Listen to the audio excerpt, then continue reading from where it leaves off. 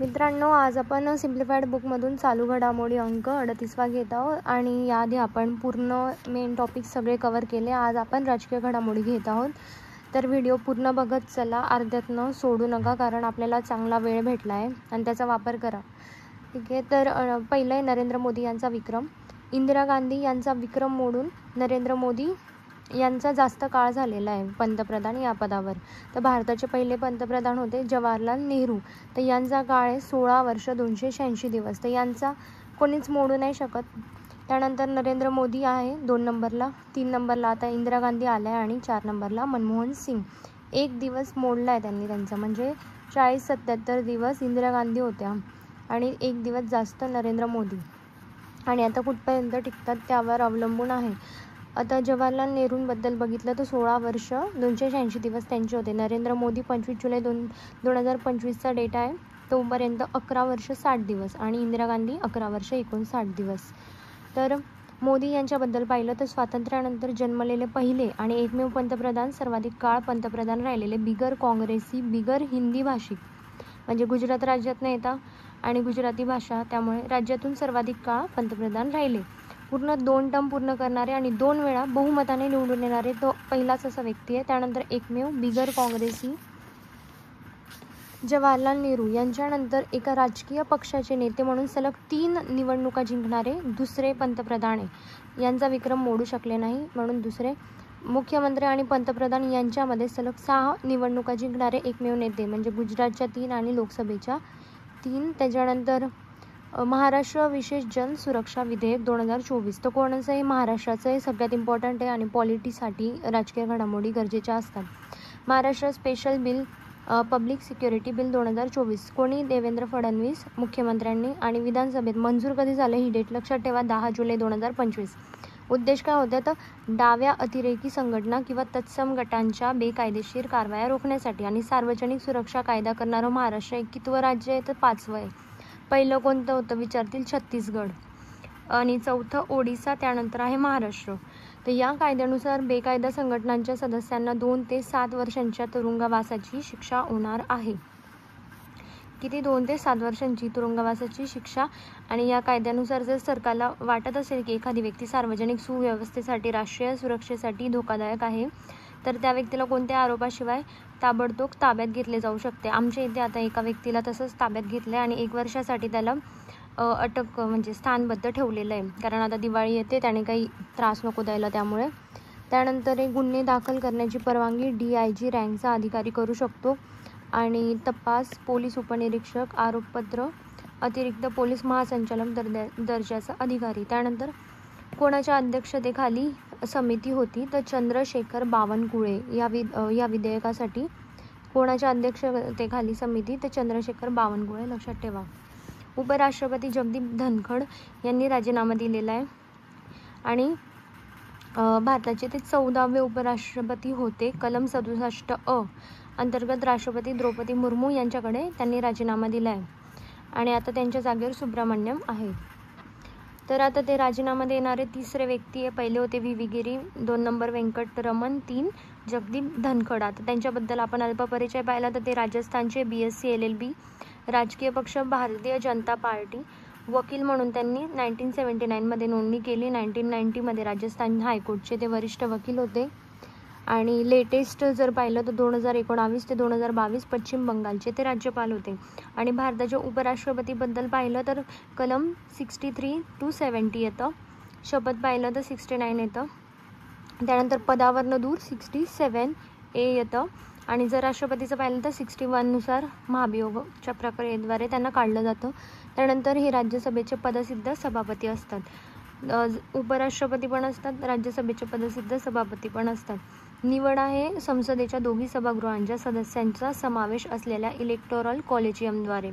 कार्यकाळ असतो 5 वर्ष. पात्रता भारतीय नागरिक पाहिजे आणि 35 वर्षाची अट आहे.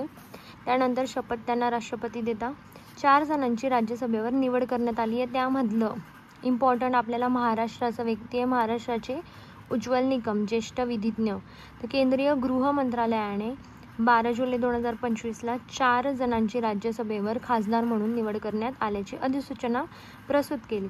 तर राज्यघटनेच्या कलम 80(1) आणि 3 अन्वये राष्ट्रपतींद्वारे त्यांचे नामनिर्देशन केले जाते. तर कलम लक्षात ठेवा 81A आणि 3. काही लर्न करत बसतात, त्यापेक्षा हे मेन कलम जेव्हा दिलेले असतात तेव्हा पाठ करून घ्या. लोकपालाचे नवीन ब्रीद वाक्य काय आहे? पूर्वी होतं मा गृहीतः कस्य विद धनम, कोणाच्याही संपत्तीचा लोभ करू नका, हे होतं जुनं ब्रीद वाक्य. नवीन काय? नागरिक सशक्तीकरण, भ्रष्टाचार उजारीकरण. तर हे लोकपाल कायदा आहे 2013चा. स्थापना झाली होती 16 जानेवारी 2014ला. कायद्याचा अंमलच झाला होता. त्यानंतर पहिले अध्यक्ष विचारते लोकपालचे तर पिनाकी चंद्र घोष आणि आता कोणी अजय खानविलकर आहे. तर यांची निवड समितीमध्ये पंतप्रधान असतात, लोकसभेचे अध्यक्ष, विरोधी पक्षनेता, भारताचे सरन्यायाधीश आणि एक प्रख्यात कायदेपंडित. विरोधी पक्षनेते असतात, हे मेन आहे. अधिकार क्षेत्र पंतप्रधान, मंत्री, खासदार आणि सरकारी कर्मचारी. यावर पॉलिटीमध्ये प्रश्न आलाय पूर्वी. पंतप्रधान, मंत्री, खासदार आणि सरकारी कर्मचारी. तर हे गट अ, ब, क, ड यामध्ये दरवर्षी 10 लाख रुपयांपेक्षा जास्त परकीय देणगी मिळवणारी मंडळे, महामंडळे, स्वयंसेवी संस्थांचे अधिकार देखील समाविष्ट असतात. सिक्कीमला 50 वर्ष पूर्ण झाले. 16 मे 1975ला 36व्या घटनादुरुस्तीने ते 22वं राज्य बनलं होतं. सगळेजण पॉलिटीमध्ये त्याचा अभ्यास करतात. आणि कलम होता 2A. 35व्या घटनादुरुस्तीद्वारे त्याला सहयोगी राज्याचा दर्जा मिळाला होता. त्यानंतर आहे त्याबद्दल माहिती बघू. हे पण मेन आहे की 371F सिक्कीम राज्याला काही विशेष तरतुदी प्रदान केलेल्या आहे. 371F. FC रोड माहिती असेल सर्वांना पुण्याचा. F सिक्कीम. त्याच्यानंतर राजधानी गंगाटोक आहे आणि भारताचं पहिलं 100% सेंद्रिय राज्य आहे ते. त्यानंतर आहे पोक्सो न्यायालय प्राधान्याने स्थापन करण्याचे निर्देश दिलेले. पोक्सो न्यायालय आता स्थापन होणार आहे.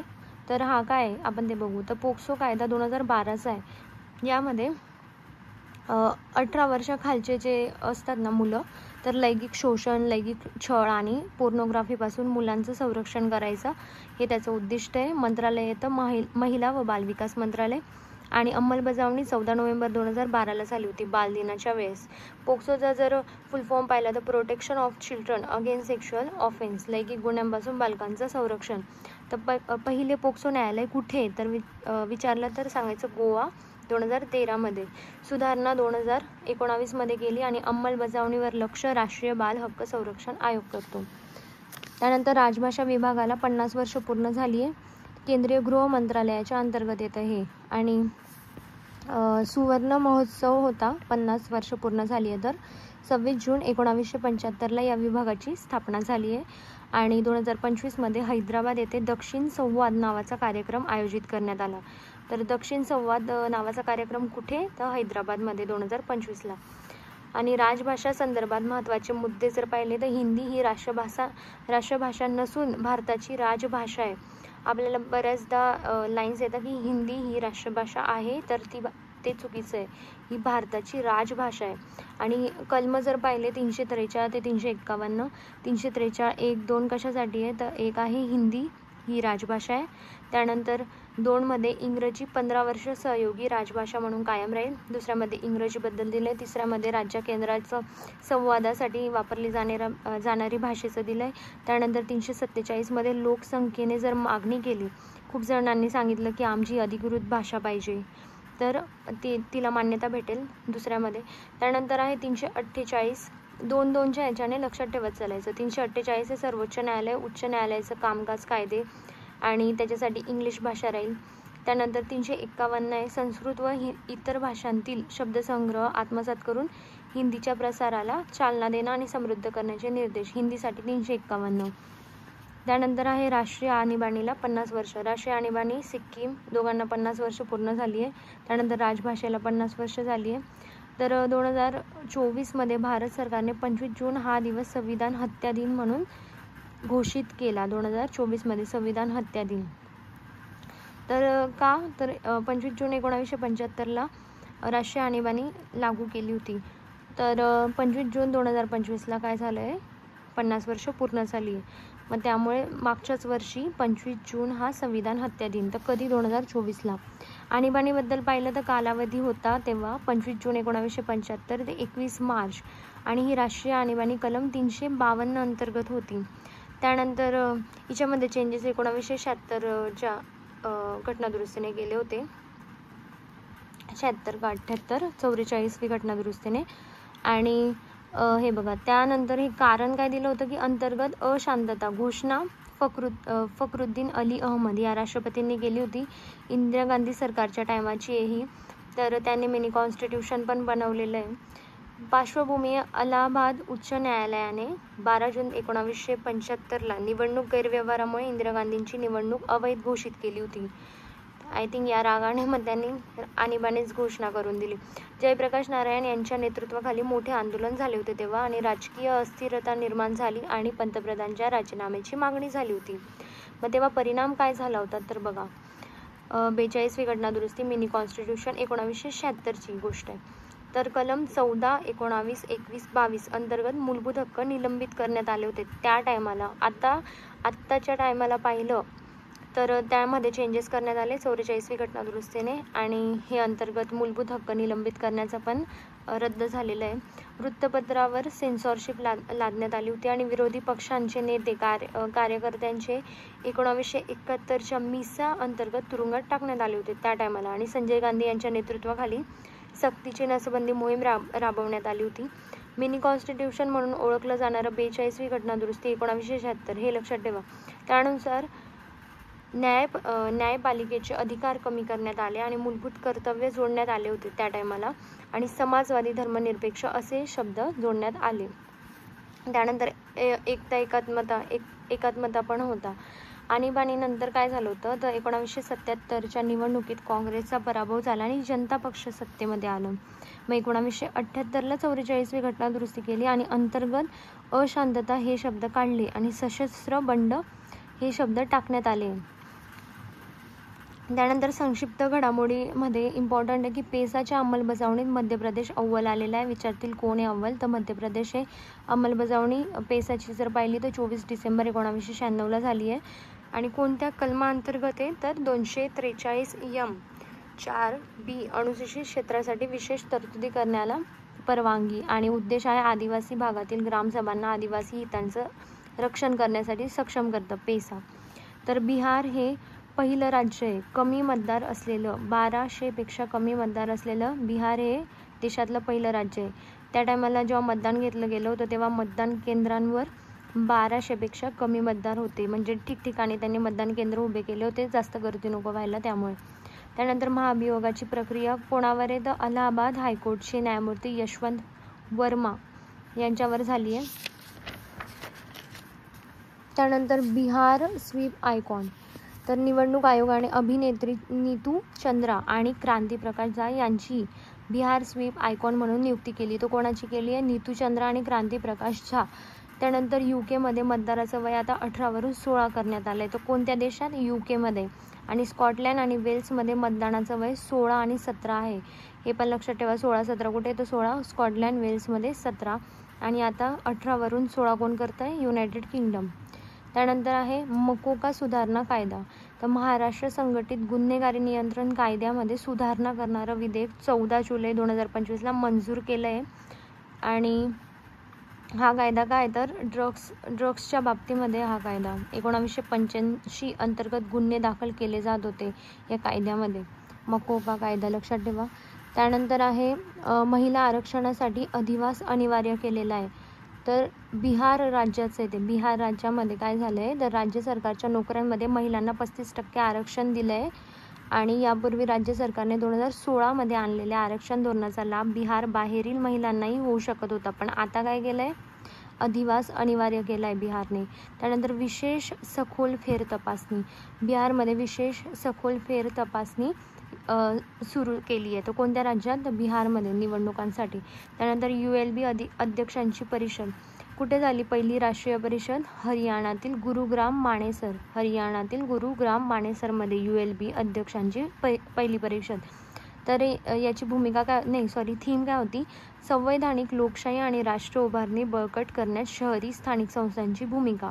त्यानंतर अंदाज समित्यांची राष्ट्रीय परिषद, तर याला 75 वर्ष पूर्ण झाली आहे. अमृत महोत्सवी वर्षानिमित्त मुंबईमध्ये काय करण्यात आलं? हे आयोजन करण्यात आलं ह्या परिषदेचं 75 वर्ष पूर्ण झाली म्हणून. त्यानंतर ही जी अंदाज समितीमध्ये 30 लोक असतात.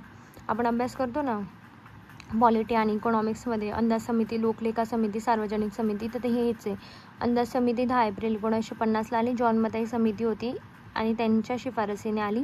सदस्य आहे 30, सगळे लोकसभेतले असतात. सदस्यांची निवड दरवर्षी लोकसभेद्वारे. अध्यक्षांची नेमणूक पण लोकसभेचा अध्यक्ष अर्थसंकल्पीय अंदाजाचे परीक्षण करण्याचं काम करते. त्यानंतर संसदीय समित्यांची पुनर्रचना.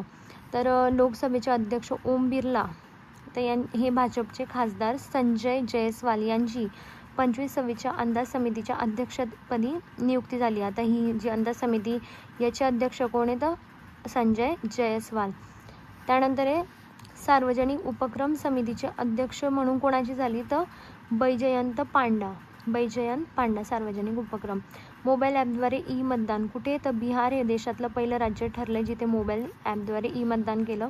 नेवाचे उद्घाटन कोणी केलं तर पुदुच्चेरी विधानसभेने. 29वी विधिमंडळ बनलं आहे ते आता पुदुच्चेरी. पहिलं कोणतं होतं विचारतील ना, नागालँड होतं. त्यानंतर डिजिटल प्रवेश हा मूलभूत हक्क आहे. तर सुप्रीम कोर्टाने काय केलं, एका निकालामध्ये गव्हर्नन्स आणि कल्याणकारी वितरण प्रणालींमध्ये समावेशक आणि अर्थपूर्ण डिजिटल प्रवेश हा राज्यघटना कलम 21 अंतर्गत जीवन आणि स्वातंत्र्याच्या मूलभूत अधिकाराचा एक भाग आहे असं म्हटलं. तर डिजिटल प्रवेश हा सुद्धा एक मूलभूत हक्क आहे असं म्हटलं आहे 21च्या अंतर्गत. त्यानंतर 3 वर्ष वकिलीचा सराव आता अनिवार्य केला आहे. दिवाणी न्यायाधीश ज्याला व्हायचं आहे त्यांच्यासाठी 3 वर्षाचा सराव सुद्धा अनिवार्य आहे आणि हा निर्णय भूषण गवई यांच्या अध्यक्षतेखाली घेतला आहे. त्यानंतर ई-नेट ॲपबद्दल आहे. ई-नेट ॲप तर हे काय आहे, भारतीय निवडणूक आयोगाने 3 जून 2025 रोजी एक नवीन तंत्रज्ञान चलित मतदान अहवाल प्रणाली घोषणा केली आहे आणि ही प्रणाली ई-नेट ॲपद्वारे म्हणजे मतदानाच्या रिलेटेड असं लक्षात ठेवा ई-नेटचं. कोटपा कायदा कुठे लागू केला आहे तर कर्नाटकमध्ये कोटपा कायदा लागू केला आहे. लडाखसाठी 5 नवीन नियम अधिसूचित केलेले आहे. तर हे 5 येते 240 कलमाच्या अंतर्गत. कोणत्या कलमाच्या अंतर्गत 240. तर इथे लडाख नागरी सेवा विकेंद्रीकरण आणि भरती सुधारणा. आता ते रँचो होता 3 इडियट्समधला, तर रिअल लाईफमधल्या रँचोला जेलमध्ये टाकलं आहे. तर हे थोडं इम्पॉर्टंट येऊन जातं.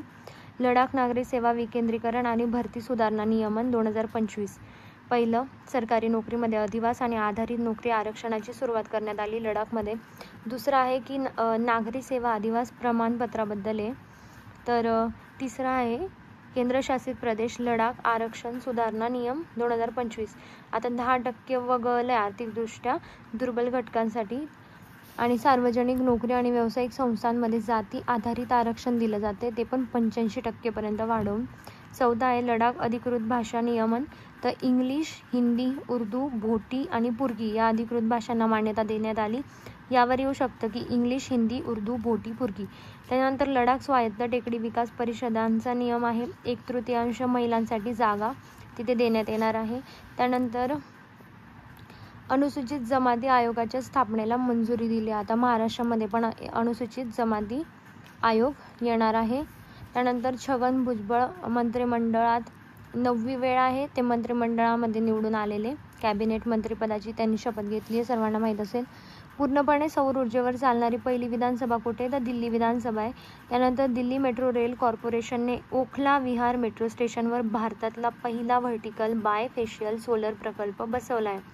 कुठे तर व्हर्टिकल बायफेशियल सोलर प्रकल्प कुठे बसवला आहे तर ओखला विहार मेट्रो स्टेशनवर. त्यानंतर नवीन राज्यपालांची नेमणूक करण्यात आली आहे. गोवाचे कोणते पुसापती अशोक गजपती राजू, जे फेमस आहे, जे आता चर्चेत आहे त्यांच्याबद्दल माहीत करू. तेलंगणाचे अपरेश कुमार सिंग, मध्य प्रदेशचे संजीव सचदेव आहे, कर्नाटकचे विभू बाखरू आहे. तर लक्षात ठेवा, ज्यांना सर्व लक्षात ठेवायचं आहे ते पण ठेवू शकता. आपलं हे सर्व कंप्लीट झालं आहे. तर बाकीचे व्हिडिओज पण अपलोड केले, जॉग्रफीचे पण केलेले, इकॉनॉमिक्सचे. तर त्यानुसार तुम्ही ते पण बघू शकता आणि काही प्रॉब्लेम असेल तर कमेंट सेक्शनमध्ये सांगू शकता.